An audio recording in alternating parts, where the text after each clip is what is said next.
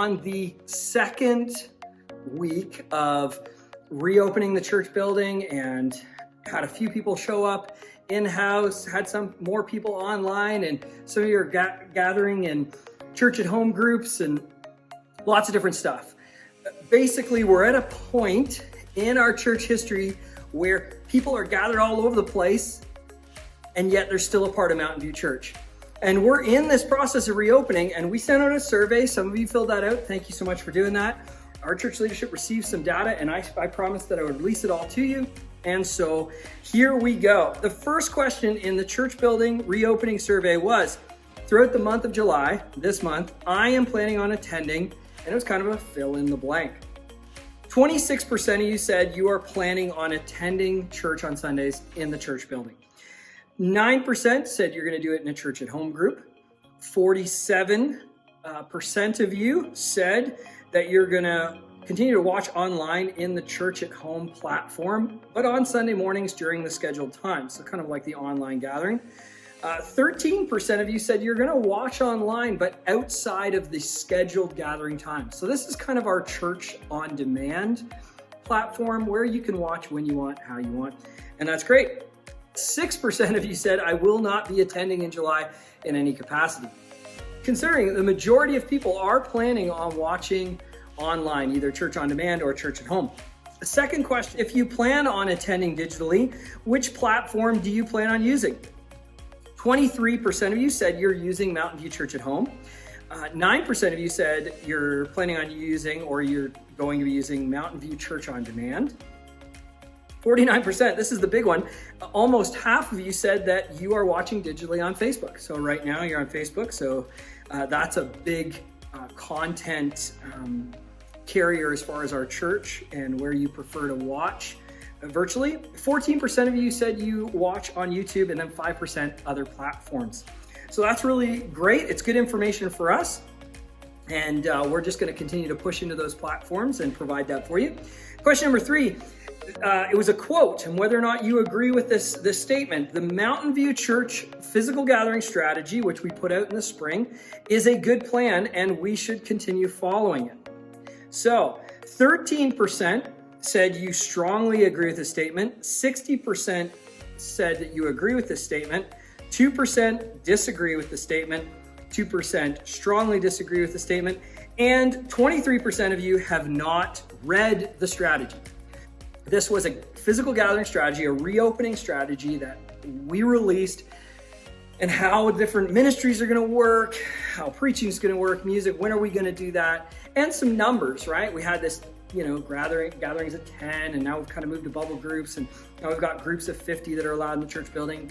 Hopefully with this next phase that's maybe going to reopen in the Yukon here shortly, we might get up to 100. We don't know.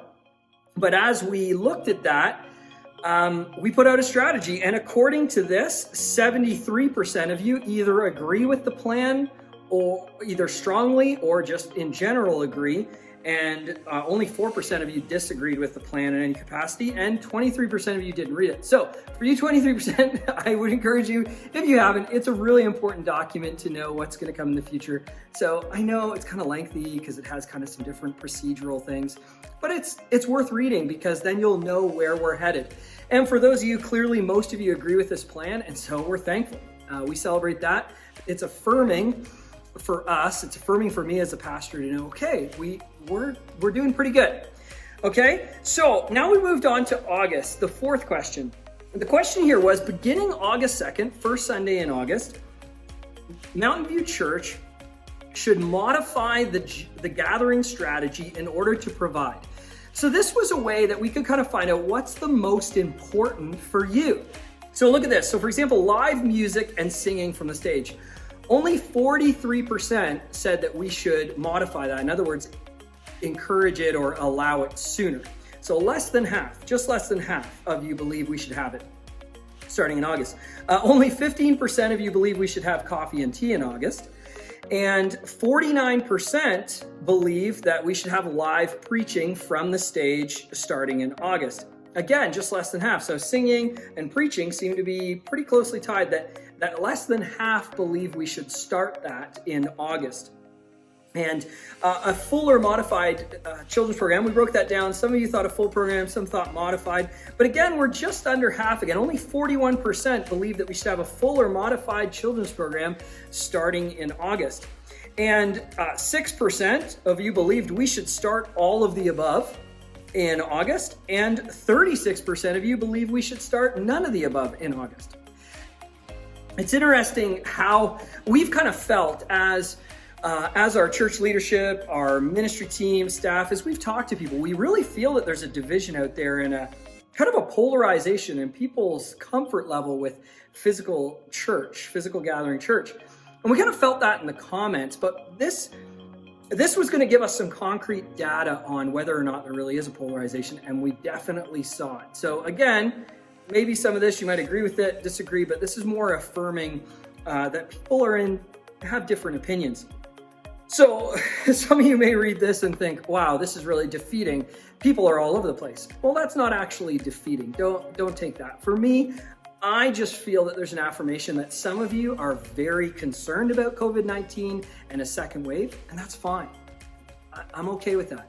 Some of you are not concerned whatsoever, and I'm okay with that. I'm fine with that. I am simply trying as a pastor to find the journey through the middle. I'm trying to find the common sense in it all. And as I talk to Mark, our current elder, and our board and our leadership team, we're all just trying to find the center line in a time where, according to statistics, everyone has different ideas. The last question we had, we said, we've been doing filming on Thursday nights, and we asked the question, if we open Thursday night filming to physical gatherings, would you be interested? And this was pretty, it was a test, a shot in the dark a bit, but only 4% said they would attend, 19% said they might attend, 72% said no, they wouldn't attend, and 5% other, and based on, hey, I'd attend if this and this and this and this. And so we realized we're not really going to open filming up to physical gatherings. Clearly, the interest isn't really great there, but also in talking to our tech crew and music crew, it does add an element of pressure as they practice and film. The camera, believe it or not, adds a lot of pressure to begin with, and trying to get filming and audio and all that correct. So we don't want to add that stress. If lots of people wanted to, then we would say, okay, we need to do this, but we don't.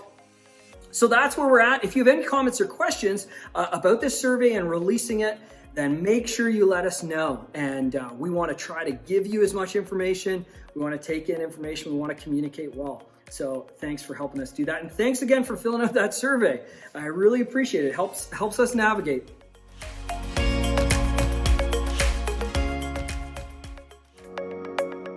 Hi, Basecamp Kid. Glad to see you're back again. We have programming for you. Just go online to mountainviewwhitehorse.ca and you'll find the parentq.org/faith.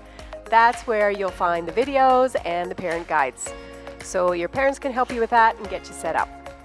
Now, junior youth, I got a great big thank you for you because yes, on Wednesday this week, you helped Grammy Shannon. Now, if you don't know, Grammy Shannon, as she likes to be called by the kids, is actually Janice Shannon, and she is usually the climbers teacher at the 11 o'clock service. And she was in need of help, and so our junior youth crew went out there and cleaned up her place, and it was a great time together. And boy, you guys are great at working together. So next week, this coming Wednesday, so that's the 14th, we'll be Zooming again, and that's Wednesday at 5 p.m.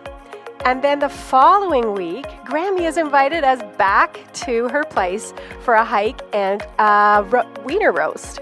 So if you would like to be part of junior youth and you're in grade 5, 6, 7, whether this year or last year, whatever school year, come and join us. You can easily be a new person, sign up online, and come and join us.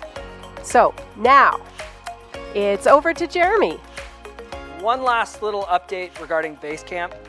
A few months ago, Nicole Hain had joined our staff team pre-COVID and was kind of directing and relaunching our Basecamp ministry. And she did a lot of work through the kind of COVID-19, those 3 months of lockdown, and did a lot of amazing videos and really helped us navigate online ministry.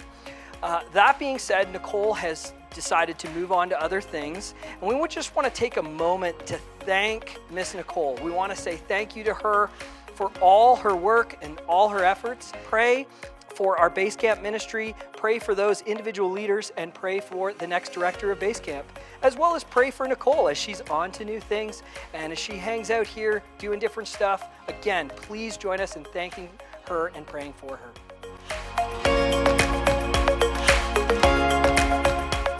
Hey everybody, welcome to Mountain View Church.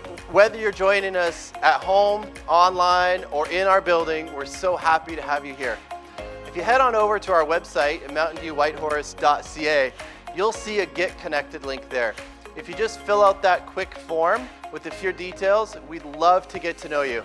These past few months have been tough for everybody, but you're not in it alone. You've got Jesus and you've got our church to go with you. Finally, June was a tough month for us financially and giving was down. If it's possible for you right now, we'd love if you could partner with us. If you're in the building, there's a box right at the back where you can drop in your donation, or online, you can go back to our website, find the Give Online button. We've got several easy ways there for you to donate. It's always tax deductible. Thank you, and God bless. Worthy is the Lamb who was slain.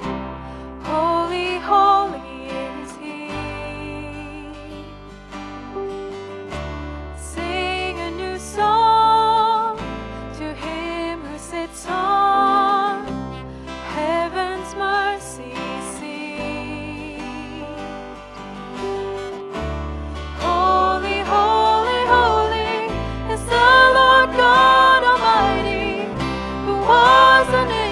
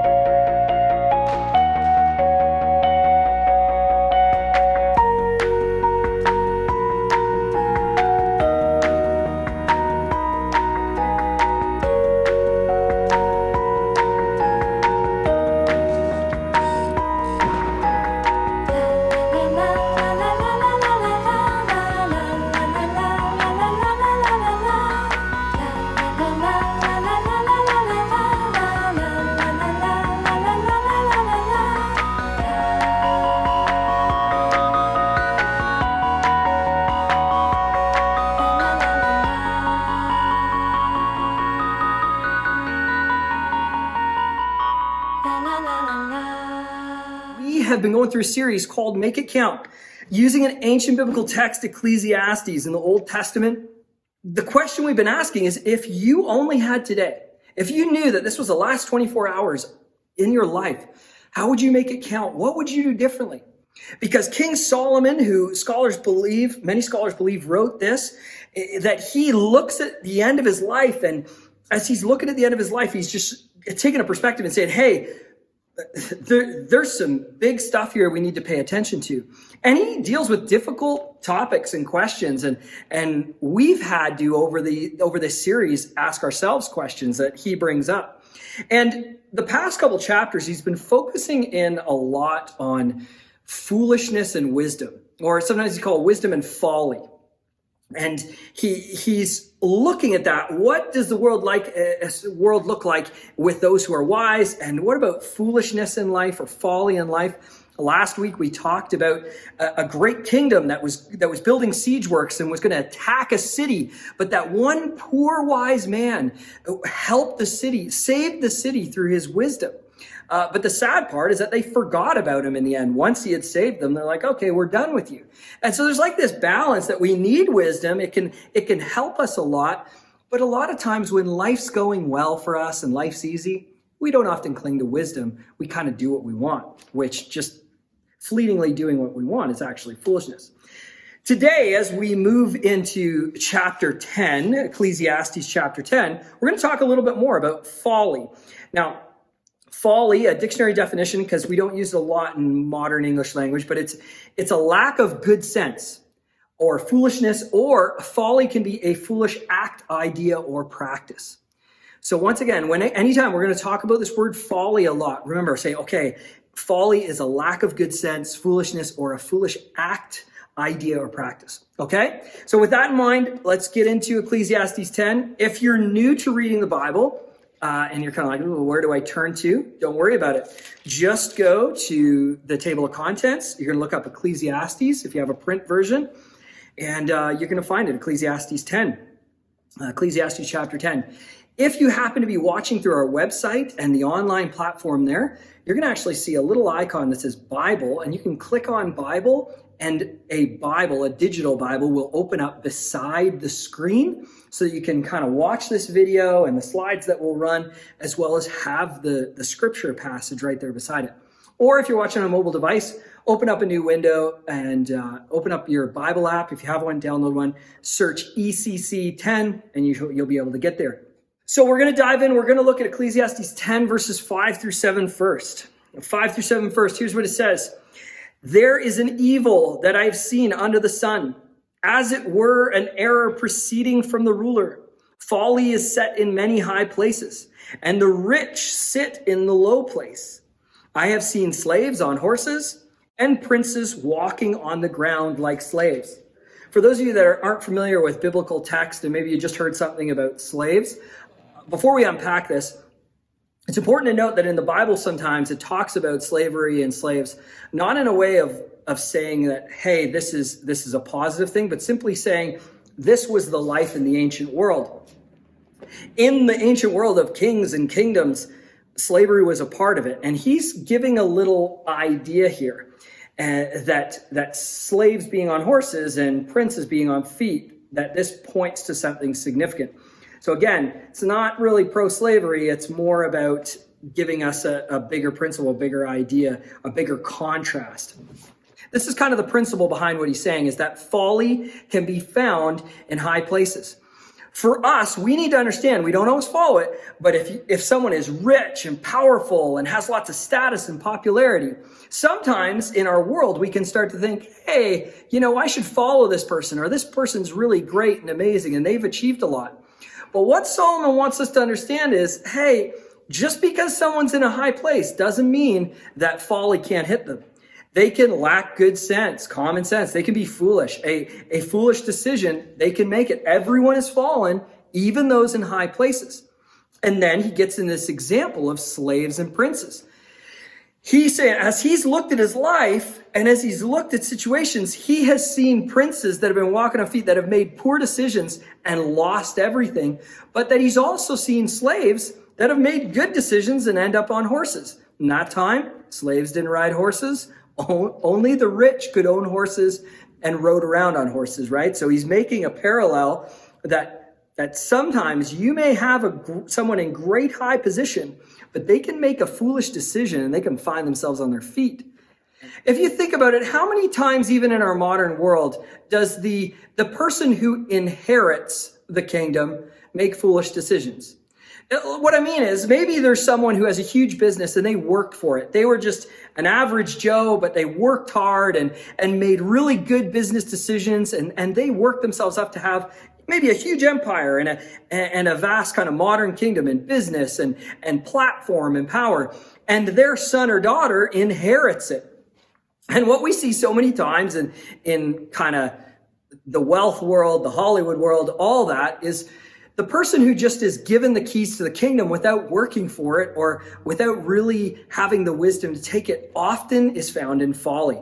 And that comes back to that principle. Folly can be found in high places. There are many princes and princesses that have been given the keys to the kingdom and they mess it up.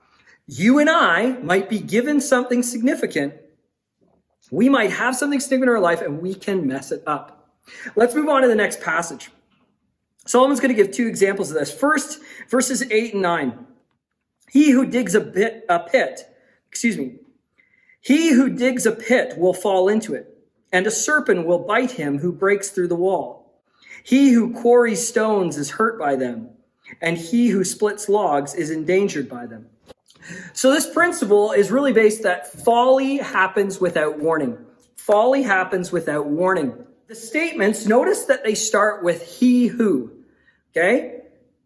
He who, and then he fills in the blank. And there's two things he talks about. Two kind of bigger principle. One, I think, has a lot to do with kingdom conquest or siege works, which we talked about last week. If you didn't see that, you can go to mountainviewwhitehorse.ca, Church on Demand, and catch that message. And we talked about there's this great kingdom that's on a conquest and is going to siege this city, and this little poor wise man saves the city. But in that sieging time, in that conquest, a king or a kingdom, they might dig a huge pit or a huge trench, and they might themselves trip and fall into it. Or they might break through a wall of a city and a serpent might bite them while they're breaking through. That there's risk to this conquest. And for us, maybe you're on a new business endeavor. Maybe COVID-19 has caused you to think differently and you're going to try something new. I know for us, think about the church. The church has been forced to try all sorts of new things. And sometimes folly happens. Sometimes we lack common sense or we do something foolish simply because we don't know what'll happen. It just comes up upon us. We're heading in a direction. There's a risk to starting something new, but there's also potential folly to risking things. Solomon's not saying, sit still and never do anything, never attempt anything, play it safe. What he's actually saying is there is risk. Sometimes folly just comes out of nowhere without warning. When I think about this, there's two phrases we often use that makes me think of this. Maybe you've heard, if something's difficult, you've heard maybe an encouragement of someone who loves you and cares for you, says, just keep digging in for the long haul, right? They don't tell you, they don't encourage you if you face adversity or face a mistake. They don't say, you better quit now. What kind of friend's that? No, they say, dig in for the long haul. This isn't like there's a battle really going on, but this is a pointer back to the ancient world, that you dig in, you get in the trenches, you dig the pit, you're holding the enemy back, or you're about to advance. This is the concept. Maybe you've heard another term, breaking down walls. So many of us, as we're trying new things and pushing forward, a lot of times we'll say, no, keep going, break down those walls. Or someone's achieved something. You say, well done, you've been breaking down walls. Not that we've been really breaking down walls, but that we're achieving something. We're making advances, that we're not allowing the wall to stop us, that we keep moving forward. This second example, he says, so maybe you're building a kingdom, you're starting to build something, and it says, he who quarries stones is hurt by them. He who splits logs is endangered by them. Whether you're mining or logging, or maybe you're building your business, or maybe you're trying a new education practice, maybe you're trying a new medical practice, whatever new thing you're starting, you might make a mistake. That folly might come without warning. You might do something that you thought was going to have a certain result, but it gets messed up. It doesn't mean we stop doing something. It doesn't mean we all hide away and don't try anything new and, fall off our bike and never get back up on the bike and try again. You just learn a few things every time you make a mistake. And for me, this is so important for us as we try reopening church and as we look at things. I never want to get to the place where I think nothing's going to happen or nothing's going to go wrong. Sometimes there's risk. Sometimes things go wrong. We won't always get it right, but you still kind of need to move forward. Folly, mistakes, lack of common sense, sometimes it comes without warning. Sometimes that's just a part of life. And Solomon's acknowledging that. Next thing, let's look at this next. So those were the he, who statements. And then he starts a couple other statements to start with if the. Okay? So these are other examples. Verse 10, if the iron is blunt and one does not sharpen the edge, he must use more strength. But wisdom helps one to succeed. Verse 11, if the serpent bites before it is charmed, there is no advantage to the charmer. So these are kind of second set of examples. We talked about before that folly can happen without warning. It can just come upon us. We're trying to do something, we're trying to work, and it just happens. Well, this is different. This here, Solomon's trying to show, however, even though folly can come out of nowhere, you can prevent it. Folly can be prevented. And he gives two examples, one of a tradesman and one of an entertainer. This tradesman, you can keep they can take the axe and they can keep chopping wood and the axe is getting dull and they can just try to force it in. But wisdom, eventually someone's going to get hurt or you're just not going to achieve anything.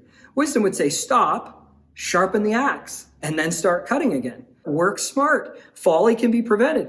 And now let's look at this entertainer piece. Snake charmers. There's snake charmers still in some of the Eastern world. We don't really have a lot of snake charmers in the West. But it was a form of entertainment in the ancient world. And the example here is you can't just go out and, pick up a cobra or a viper or something like that and automatically charm them with some music or some words that somehow you're going to be able to put on a show with a snake. There's a journey that takes place. You're going to end up getting bit. So what he's trying to say is that there's work that goes in before you want to entertain a crowd by charming a snake. He's simply giving an example of saying a snake charmer, there's no real magic or anything in it. It's a long process to train the snake to do what it does. And again, if we think about what he's trying to put across, sometimes you have to put in the work to see the result. And by putting in the work, it'll prevent folly. You train the snake well, and it's going to kind of obey. It's going to do its thing without biting you or anyone else. Maybe you're thinking, well, Jeremy, it seems like foolishness or foolish acts or accidents and mishaps, they can just come out of nowhere. How do I live now? Like, what can I do now? What or who can I cling to now to help me prevent folly in my life? Well, it's a great question. And it's where Solomon kind of leaves us hanging because he doesn't really give us, hey, cling to this instead. He just simply outlines, hey, there's folly out there. You're probably going to run into it. But Solomon leaves us hanging as he always does. But what we've learned over this series is that Jesus finishes the story that Solomon started. And Jesus talked about wisdom and foolishness and how to make some wise decisions instead of decisions of folly. I want you to turn to the New Testament, to the Gospel book of Matthew. And in Matthew 25, Matthew outlines a portion of Jesus' teaching that's often known to the modern church as the parable of the 10 virgins. Okay? Matthew 25, verses 1 through 13. I'm going to read the parable, and then we're going to talk about it and how it applies to right now. Jesus said, "Then the kingdom of heaven will be like 10 virgins who took their lamps and went to meet the bridegroom. 5 of them were foolish and 5 were wise. For when the foolish took their lamps, they took no oil with them, but the wise took flasks of oil with their lamps. As the bridegroom was delayed, they all became drowsy and slept. But at midnight there was a cry, 'Here is the bridegroom, come and meet him.' Then all those virgins rose and trimmed their lamps. And the foolish said to the wise, give us some of your oil, for our lamps are going out. But the wise answered, saying, since there will not be enough for us and for you, go rather to the dealers and buy for yourselves. And while they were going to buy, the bridegroom came, and those who were ready went in with him to the marriage feast, and the door was shut. Afterward, the other virgins came also, saying, Lord, Lord, open up to us. But he answered, truly, I say to you, I do not know you. Watch, therefore, for you know neither the day nor the hour. Okay, a couple little caveats on this passage too. Again, we're reading ancient biblical text. This text is from the first century. It's written to a first century world. So some of you are like, wait a second, there's 10 virgins and one husband or one groom. Like, what's that all about? A couple things. Acknowledging that they're virgins is simply in this biblical text stating that they are unmarried. Okay, so it's 10 women unmarried. But now you're maybe saying, okay, wait, still 10 wives, one husband. What's that all about? It's important to note that Jesus isn't saying, marriage needs to be for 10 women and one husband. That's not the goal. That's not what he's getting to. He's simply acknowledging something that was happening at that time. What's clear from biblical text is that the Bible and Jesus pushes us towards committing ourselves to one wife or one husband, and that's the Christian outline for marriage. He is using a cultural example that people in the first century would be like, okay, this is kind of different. And it's kind of weird because this bridegroom's marrying 10 people at the same time. Like, that would be different because usually that didn't happen. If people did have multiple wives in that time, it would be different. But again, he's not getting at the marriage isn't the focus. The focus in this parable is really about the wise and the foolish. And he's actually pointing to a future time. Because later on in Scripture, we learn that Jesus is often called the groom, the groom of the church, and that the church is often called his bride. So if you can imagine, the church, the global church, is made up of lots of individual local churches, and in each local church are individual Christians, men, women, children, and they are all a part of the bride. And what end times study shows us that there's going to be a time at the end of this life where the bridegroom, the bride's groom, Jesus, will return to this earth. He left promising to return, and in that time he will gather his bride. He will gather his brides, or all the local churches, being the church, all the Christians, gather them up to himself, and we will go to reign with him in heaven. That's what the Bible outlines for us. Okay, so there's a big kind of prophetic picture here, but I want us to not miss the wisdom foolishness piece in this. Because again, he mentions, okay, there's 10. Okay, that's great. So let's say, okay, we're talking about 10 churches, 10 Christians, maybe. Let's think about it that way. And they know they're getting married. They know the groom's coming.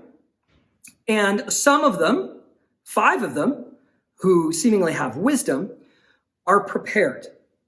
They're prepared for a long haul. They not only bring their lamp full, but it says they bring a flask of oil as well. It's an oil lamp to keep the light on for when the groom arrives. We don't know when he's going to come. We don't know when Jesus is going to come back. But they're prepared for a long haul. That when it gets dark and hard and lonely, it's late into the night, they will have enough oil that he will find them. Now let's move to the folly, the foolish. What this outlines for us is that there's 5 brides, 5 virgins, let's just say maybe 5 churches, maybe 5 Christians, I don't know. There are those that clearly didn't bring enough oil. They've got some in the lamp. I don't even know if it was full, but the night's getting long. It's dark. It's hard. They've slept. The groom's still not here, but they didn't bring a flask. They didn't bring any extra. They are depleted. And their foolishness in not being prepared has left them in a state where they had to go get some more oil. And while they're gone, of course, the groom comes. And in the end, it's like it's too late. So what do we take in all this? The key that Jesus is trying to tell us is we need to be prepared. We need to be prepared that one day Jesus is going to come back. He wants to have a relationship with you. He wants to be with you, his Spirit guiding you. And it's easy to kind of just go through life and say, haphazardly. What are you saying? Foolishly. Or we can be prepared. How can we be prepared for Christ's return? I think there are lots of things found in here that can help us to be prepared. Being a part of a local church. And maybe you'll push back, well, Jeremy, I can't be a part of a local church. The buildings aren't opening and COVID. Well, no, that's not really true. I think we've proven that the local church is still alive. My relationship with Jesus hasn't changed because of COVID. The church, how it functions might have changed. It's more in homes than it ever was before, but we were in homes before anyway. The first century church happened in homes. The church building is a later concept. It wasn't an original concept. The church is the people. And the people need to be prepared for Jesus to come back. And we can't keep using excuses. We can't give excuses on why we can't invite our neighbor to our home to take part in church or to even just have a conversation. We can't keep giving excuses why we can't share the gospel or can't feed the poor or can't help those that are struggling or can't just even go for coffee in a park and let someone download on how difficult COVID has been for them. We can't make excuses. We can't rely on the church as a corporation, organization, because it's not. It's the people. It's the body. And so how are you going to prepare? Will we, Mountain View Church, will we foolishly just kind of wait around haphazardly?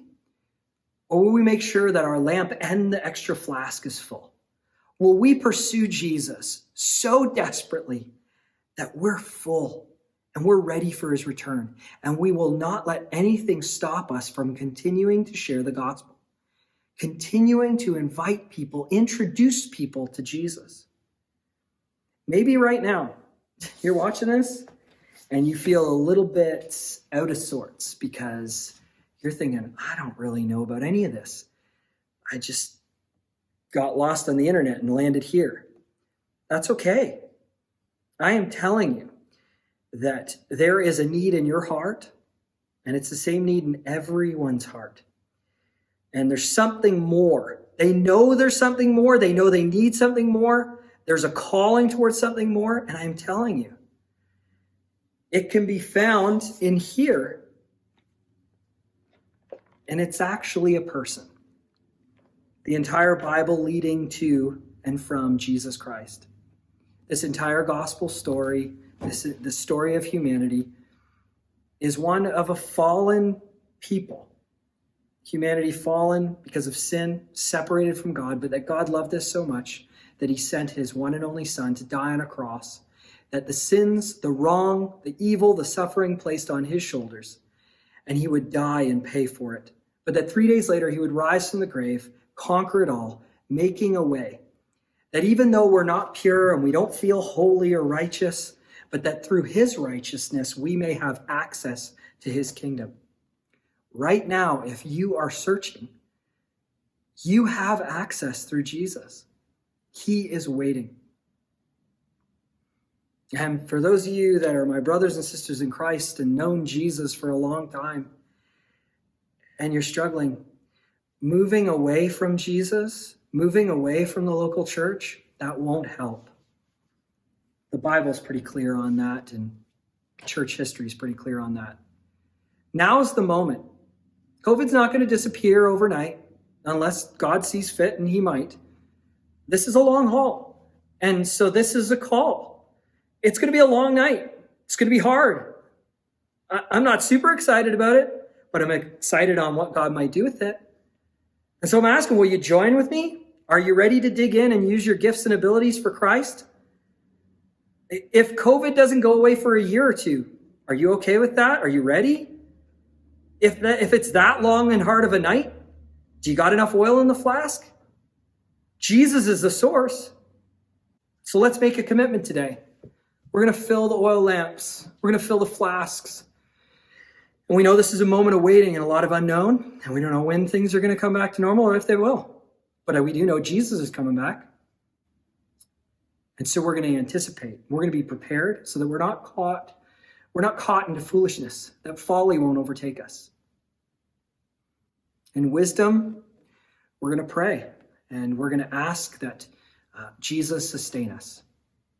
If you don't know Jesus, you can give your life to Jesus today.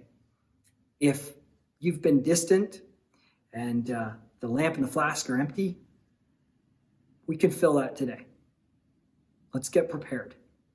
Father in heaven, I thank you for sending your son, Jesus, that in my darkness, my selfishness, you chose to love me enough to send your son to take away my sin. Jesus, I thank you for taking my sin on the cross willingly and taking the punishment. I thank you for the resurrection, the rising from the dead to conquer my sin, to provide a way to heaven, to your kingdom. Today, I choose to follow you. Today, I choose to dig in. I know that it's going to be a long night. I'm thankful that you've promised to return, but I submit that I don't know when you return. And according to your word, you don't know either, that only the Father knows the day or the hour. But that it'll be dark, might be cold, might be long, but I'm going to live like I only had today. Today, I choose that this is the day where I will begin to tell people about you. I will begin to get out of my COVID-19 mindset and live like today's going to count. I will invite people into conversations, social distanced or in my house or online, but I will begin talking to people. I will begin investing in people. I will use the gifts and abilities to serve your local church, your bride, and humanity. Father, I ask, please give me enough oil that I might, Father, give me enough oil that I might last through the night, that I'd be wise and I'd be ready and prepared for when your son returns. We ask all this in Jesus' name. Amen. I've heard 1,000 stories of what they think you're like, but I heard the tender whisper of love in the dead of night. You tell me that you're pleased and that I'm never alone. You're a good, good Father. It's who you are. It's who you are. It's who you are. And I'm loved by you. It's who I am. It's who I am. It's who I am. I see many searching for answers far and wide, but I know you're all searching for answers. Only you provide, because you know just what we need before we say a word. You're a good, good Father. It's who you are. It's who you are. It's who you are, and I'm loved by you. It's who I am. It's who I am. It's who I am. You're a good, good Father. It's who you are. It's who you are. It's who you are, and I'm loved by you. It's who I am. It's who I am. It's who I am. You are perfect in all of your ways. You are perfect in all of your ways. You are perfect in all of your ways to us. You are perfect in all of your ways. You are perfect in all of your ways. are perfect in all of your ways to us. Love so undeniable, I can hardly speak. Peace so unexplainable, I can hardly think as you call me. Deeper still as you call me. Deeper still as you call me. Deeper still into love, love, love. You're a good, good Father. It's who you are. It's who you are. It's who you are.